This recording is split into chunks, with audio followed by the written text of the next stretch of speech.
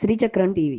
ఏ తల్లి అనంతకోటి బ్రహ్మాండములు నిండి నిబిడీకృతపై పరమశివుని యొక్క ఇల్లాలైందో అటువంటి తల్లి తనకి కుమార్తెగా పుడితే ఆ వైభవాన్ని గుర్తెరగలేక ఆవిడ్ని కూతురుగా విడిచిపెట్టుకున్నాడు. ఆ తల్లి ఒక్క మాట అంది చిట్ట చివర, అగ్నిగుండంలో ప్రవేశించింది. ఎవ్వరూ కూడా చిట్ట చివర శరీరాన్ని త్యాగం చేసేసే ముందు అప్పుడు అబద్ధం చెప్పవలసినటువంటి అవసరం ఎవరికీ ఉండదు కదండి. అప్పుడు సత్యమే పలుకుతారు. అంతకన్నా సత్యమే ఉండాలి. ఆ తల్లి ఒక మాట చెప్పింది, తెలిసి తెలియక దక్ష నువ్వు ఒక ఘోరమైనటువంటి పని చేశావు. ఏమిటి నువ్వు చేసినటువంటి? భవాద్వేష్టి నహో శివాహ శివేతిరహ, నువ్వు భవుడైనటువంటి పరమశివుణ్ణి ద్వేషించావు. ఆయనకి లింగ పురాణంలో భవ అంటే సంజీవనం సమస్తస్య జగత సలిలాత్మిక భవ ఇత్యుచ్యతే మూర్తిర్భవస్య పరమాత్మనః.